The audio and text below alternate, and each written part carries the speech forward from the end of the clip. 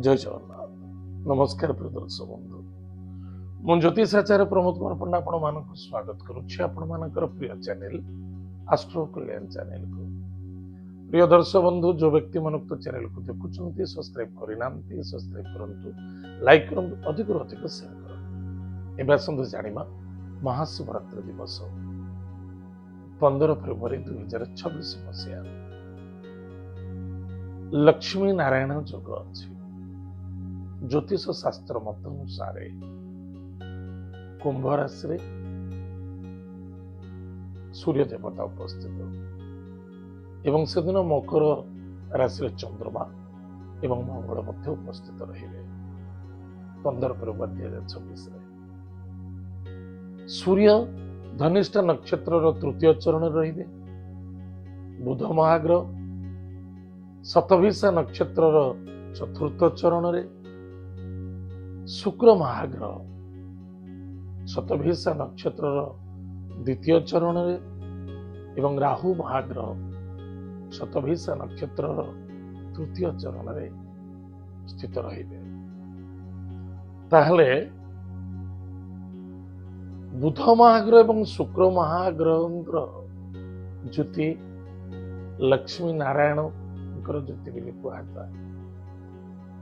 ताहले प्रिय दर्शक बंधु ये लक्ष्मी नारायण जो योग होची महाशिवरात्रि रे धरापृष्ठ को महालक्ष्मी एवं नारायण अवतार देखा दब जहा फल विश्वर कल्याण एवं मंगलमय मध्य शुक्र को कहती लक्ष्मीर प्रतीक बुध महाग्रह कहती विष्णुर प्रतीक जदि ए दिवस रे आमे पूजा पाठ होम यज्ञ जप तप दीपदान मंत्र सिद्धि करिथाउ निश्चित रूप से परिवार मंगल हुए कर्म क्षेत्र मंगल हुए व्यापार वाणिज्य क्षेत्र मंगल हुए विद्यार्थी माने मध्य सफलता पाहंती जेमती जार सेवा भक्ति श्रद्धा थाए किंतु आशावादी हवा उचित नुहे सेवावादी हूँ श्रद्धावान हूँ निश्चित रूप से आपन को सफलता मिल ज्योतिष शास्त्र मत अनुसार विशेषकर 5टी ग्रह पर भल प्रभाव पड़ो जे कि मेष राशि व्यक्ति मान कुंभ राशि मेष राशि हूँ तृतीय भाव एवं मेष राशि ठारू कुंभ राशि हूँ एकादश भाव ताल प्रिय दर्शक बंधु एकादश भाव लक्ष्मी नारायण योग देखा ताले कौन हम ना धन प्राप्ति योग अच्छे आध्यात्मिक चेतना आध्यात्मिक मनोभावना बंधु बांधव मित्रता सहयोगता देखा दब कर्म क्षेत्र उन्नति हम व्यापार वाणिज्य क्षेत्र सफलता हम मनन कामना निश्चित पूर्ति देखा दब ताले जदि आमे कौन भी कार्य करुचे ताले ईश्वर कृपा मध्य मिलिबो एवं सदा सर्वदा भक्तिपूत सहित करबा आवश्यकता अछि ताहले ई जानले मेष राशि द्वितीयतः वृष राशि ठारू कुंभ राशि होची कर्म क्षेत्र दशम भाव पिता राज्य कर्म कारोबार पद प्रभुता अधिकार प्रतिष्ठा राज्य ये समस्त रे लक्ष्मी नारायण कृपा सहित भोलेनाथ कृपा देखा ताले प्रिय दर्शक बंधु भाई भौणी मध्य जो श्रद्धा नष्ट होइतिला पुनः जोड़िबो कर्म क्षेत्र सफलता देखा दब मान सम्मान मध्य प्राप्ति देखा दब सरकारी कार्य मध्य सफलता देखा दब एवं अर्थनैतिक क्षेत्र मध्य लाभ हम मान सम्मान अर्थ क्यों आसे कर्म द्वारा ताहले प्रिय दर्शक बंधु निश्चित रूप से आमे भाग्यवान जो मानकर वृष राशि बहुत किसी फलप्रद घटिबो तृतीय राशि होची मिथुन राशि। मिथुन राशि व्यक्ति मानकर भाग्यर स्थान। मिथुन राशि ठारू नवम भाव वाला भाग्य जे कि कुंभ राशि। दुर्भाग्यता दूर होई सौभाग्यता प्राप्ति हो। चाहे आपण पॉलिटिकल क्षेत्र अच्छंती बा स्टेज शो रे अच्छंती बा कोनोसी दूर यात्रा करूछंती अन्यथा कोनोसी चाकरी नहीं चाकरी पाई आपण जोगाजोग करूछंती ता निश्चित रूप रे आपण को सफलता मिलिबो। एतिर अर्थ मिलिबो, कर्म क्षेत्र सफलता मिलिबो, चाकरी मिलिबो, विदेश यात्रा करिवे, भाग्यर परिवर्तनता देखा देबो, विवाह मांगलिक कार्य मध्य सहयोगता प्राप्ति हेबो। निश्चित निसंदेहता बस आपणकर चेष्टा प्रति चेष्टा रहिबा बहुत आवश्यकता अछि। शास्त्र लिखाई सेवा कार पुण्य भक्ति बळे किबा असाध्य मोहित है। ताले आमे जानिले मेष राशि, वृष राशि और मिथुन राशि। चतुर्थ राशि होउची सिंह राशि। सिंह राशि ठारू सप्तम भाव होउची कुंभ राशि।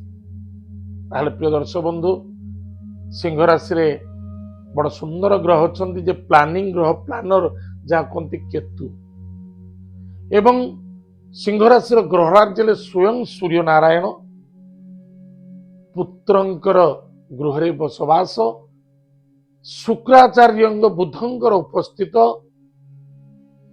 बड़ भाग्यर कथा एवं सेतिरे देवगुरु बृहस्पतिंकर मध्य दृष्टि अछि।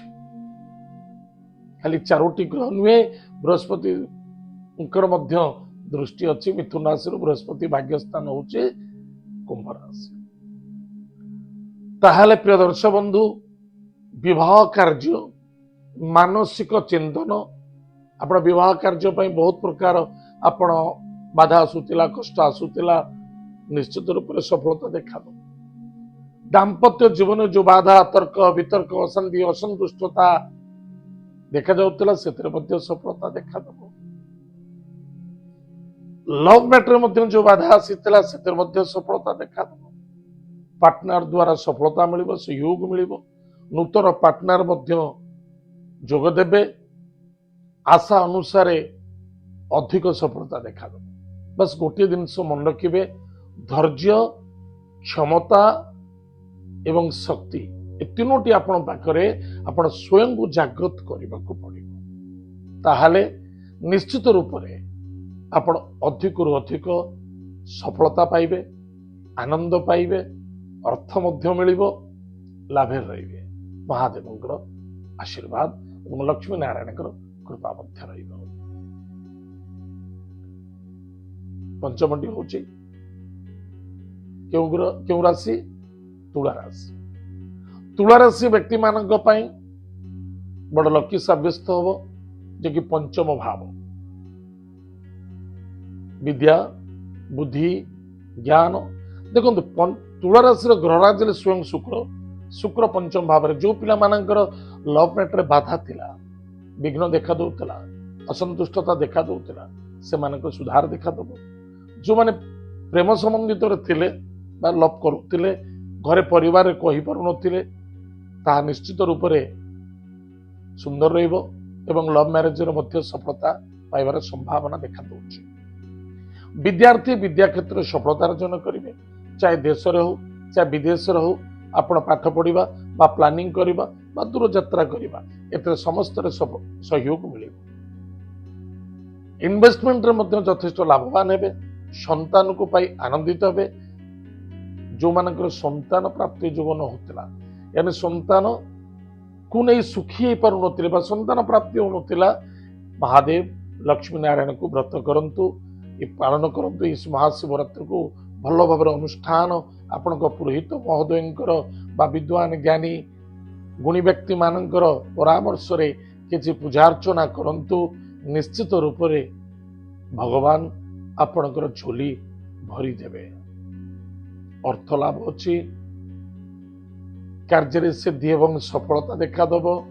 जो कर्म गुड़ी को आगु प्लान करते ताहा विफलता देखा जाइतिला, ब्लॉक हो रही सफलता देखा दब। यानी हाराहारी देखला बेलू तुला राशि ବହୁତ ଅମୋଘ ଉତ୍ତମ ମଧ୍ୟ ଫଳପ୍ରଦ ଦେଖାଯାଉଛି। ପ୍ରିୟ ଦର୍ଶକ ବନ୍ଧୁ, ବିଛା ରାଶି ଅନ୍ୟତ୍ର ରାଶି ମାନଙ୍କ ମଧ୍ୟରେ ବିଛା ରାଶି। ବିଛା ରାଶି ବ୍ୟକ୍ତିମାନଙ୍କ ପାଇଁ ଗୃହ ନିର୍ମାଣ ପାଇଁ ବା ଗୃହ କାର୍ଯ୍ୟକୁ ନେଇ ଯୋଉ ଚିନ୍ତା ଥିଲା ସେଥିରେ ସଫଳତା ଦେଖାଦେବ। କିଛି ଅର୍ଥ ଆପଣଙ୍କର ଫସି ଯାଇଥିଲା, ଅର୍ଥ ପ୍ରାପ୍ତି ହୋଇନଥିଲା ବା ପ୍ରାପ୍ତିର କୌଣସି ସମ୍ଭାବନା ଦେଖାଯାଉନଥିଲା, ସେଥିରେ ମଧ୍ୟ ସହଯୋଗତା, ସହାନୁଭୂତି, ସଫଳତା ମଧ୍ୟ ମିଳିବ। କର୍ମକ୍ଷେତ୍ରରେ ମଧ୍ୟ ଜବରଦସ୍ତ ସଫଳତା ଦେଖାଦେବ। ବାକି ରହିଲା ଧନୁରାଶି। ଧନୁରାଶି ବ୍ୟକ୍ତିମାନଙ୍କ ପାଇଁ ପରାକ୍ରମ କ୍ଷେତ୍ର। ଯଦି କୌଣସି ବ୍ୟକ୍ତିଙ୍କ ପାଖରୁ ଆପଣ ସାହାଯ୍ୟ ବା ସହଯୋଗ କରିବା ପାଇଁ ଚାହୁଁଥିଲେ, ବ୍ୟକ୍ତି କରିପାରୁନଥିଲେ ବା ଆପଣ କାହାକୁ କରିବାକୁ ଚାହୁଁଥିଲେ ହେଇପାରୁନଥିଲା, ତାହା ମଧ୍ୟ ନିଶ୍ଚିତ ସହଯୋଗତା, ସଫଳତା ମଧ୍ୟ ମିଳିବ। କୌଣସି ଦୂରଯାତ୍ରା କରିବାକୁ ଚାହୁଁଛନ୍ତି ବା କୌଣସି ମନୋକାମନା ବହୁତ ଦିନ ଧରି ମନୋବାଞ୍ଛିତ କାମନା ଥିଲା, ତାହା ନିଜ ମଧ୍ୟ ସଫଳତା ଦେଖାଦେବ। ମକର ରାଶି ମଧ୍ୟ, ମକର ରାଶି ବ୍ୟକ୍ତିମାନଙ୍କ ପାଇଁ ଅର୍ଥର ଆଗମନ, କୁଟୁମ୍ବରେ ଆନନ୍ଦ, ମାନ ସମ୍ମାନ ପ୍ରାପ୍ତି, ଗୃହରେ ମଙ୍ଗଳ କାର୍ଯ୍ୟ, ସଫଳତା ମଧ୍ୟ ଦେଖାଦେବ। ବାସ୍ କୌଣସି ବି କାର୍ଯ୍ୟ କରୁଛନ୍ତି ପ୍ଲାନିଂ ଅନୁସାରେ କରନ୍ତୁ, ଅଧିକ ଲାଭବାନ ହେବେ। ତାହେଲେ ପ୍ରିୟ ଦର୍ଶକ ବନ୍ଧୁ, ଆଜି ଆମେ ଜାଣିଲେ ନିଶ୍ଚିତ ରୂପରେ ଯେତେ ଗୁଡ଼ିଏ ରାଶି ମୁଁ କହିଲି, ସେଥିରେ ଅନ୍ୟତମ ରାଶି ଥିଲା ମେଷ ରାଶି, ବୃଷ ରାଶି, ମିଥୁନ ରାଶି, ସିଂହ ରାଶି ଏବଂ ତୁଳା ରାଶି। ଏତଦ୍ ବ୍ୟତୀତ ଅନ୍ୟତ୍ର ଯୋଉ ରାଶି ଗୁଡ଼ିକ କହିଲି, ସେମାନଙ୍କ ପାଇଁ ମଧ୍ୟ ସପୋର୍ଟ ସହଯୋଗ ଅଛି। ଯେଉଁ ରାଶି ମାନଙ୍କର ମୁଁ ନାମ ନେଲି ନାହିଁ, ସେ ରାଶି ମାନଙ୍କ ମଧ୍ୟରେ ହେଲା କର୍କଟ ରାଶି, କନ୍ୟା ରାଶି, କୁମ୍ଭ ରାଶି ଏବଂ ମୀନ ରାଶି। ଏ ଚାରୋଟି ରାଶି ପ୍ରତି ଆପଣ ସଦାସର୍ବଦା ଜାଗ୍ରତ ରୁହନ୍ତୁ, ନିଷ୍ଠାବାନ ହୁଅନ୍ତୁ, ଈଶ୍ୱରଙ୍କୁ ସେବା କରନ୍ତୁ, ସମର୍ପଣ ହୁଅନ୍ତୁ, ସମର୍ପିତ ହୁଅନ୍ତୁ ଏବଂ କିଛି ଆଧ୍ୟାତ୍ମିକ ଚେତନାକୁ ଜାଗ୍ରତ କରନ୍ତୁ, ମନକୁ ସ୍ଥିର ରଖନ୍ତୁ, ବାଣୀକୁ ନିୟନ୍ତ୍ରଣ ରଖନ୍ତୁ ଏବଂ ସଦାସର୍ବଦା ପଜିଟିଭ ଥଟ୍ ନେଇ ଚାଲନ୍ତୁ। ଏବଂ ଏହି ଉତ୍ତମ ଶିବରା ମହାରାତ୍ରିରେ ଲକ୍ଷ୍ମୀ ନାରାୟଣଙ୍କ ଯୋଗ ଦେଖା ଦଉଛି। ଏହି ସମୟରେ ଆପଣ ଭଗବାନଙ୍କୁ ସେବାର୍ଚ୍ଚନା କରନ୍ତୁ, ନିଶ୍ଚିତ ରୂପରେ ଆପଣଙ୍କର ମଙ୍ଗଳ ହେବ, ସଫଳତା ଦେଖାଦେବ। ପ୍ରିୟ ଦର୍ଶକ ବନ୍ଧୁ, ଏତ ଥିଲା ଜ୍ୟୋତିଷଶାସ୍ତ୍ର ମତ ଅନୁସାରେ ମହାଶିବରାତ୍ରିର କେଉଁ କେଉଁ ରାଶିକୁ ଭଗବାନ ଲକ୍ଷ୍ମୀ ନାରାୟଣ ମହାଦେବଙ୍କର କୃପା ଅଛି। ଆଜି ତ ସମୟ ଯାଇଛି, କାର୍ଯ୍ୟକ୍ରମକୁ ଆମେ ଏଇଠି ରଖୁଛୁ। ପୁଣି ଦେଖା ପାଇବା ମଧ୍ୟ। ଜୟ ଜଗନ୍ନାଥ, ନମସ୍କାର।